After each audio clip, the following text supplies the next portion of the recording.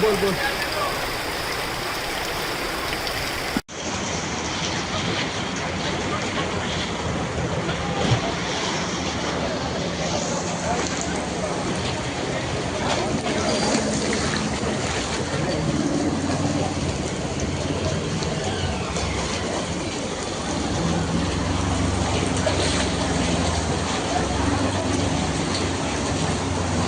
હવે આના અંદર તમને જ્યાં માતૃસ્પર્શનો પુલિયો દેખાતો હોય ને તો મને જરાક બતાડજો, કારણ કે આખો પુલિયો ઢંકાઈ ગયો છે. પાણીનું જાવક માટેની કોઈ જગ્યા ન હોતા પાણી હવે રોડ ઉપરથી બીજી સાઈડ જઈ રહ્યું છે, એ આપ જોઈ શકો છો. આવી હાલત હોવા છતાં પણ શા માટે આ પુલિયો તોડવામાં આવતો નથી એ ડેપ્યુટી એન્જિનિયર અથવા તો નાયબ કલેક્ટર સાહેબ જણાવી શકે છે. એક વ્યક્તિને બચાવવા માટે કેટલા વ્યક્તિઓને હેરાન કરશો તમે? આ હાલત જોઈ શકો છો. પુલિયાનું કોઈ નિશાન જ નથી.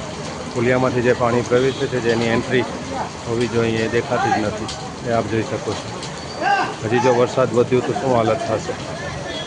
પાણી હવે અમારી દુકાનોમાં એક પગથિયું બાકી રહ્યું છે, પછી આ પાણી દુકાનોમાં પ્રવેશશે.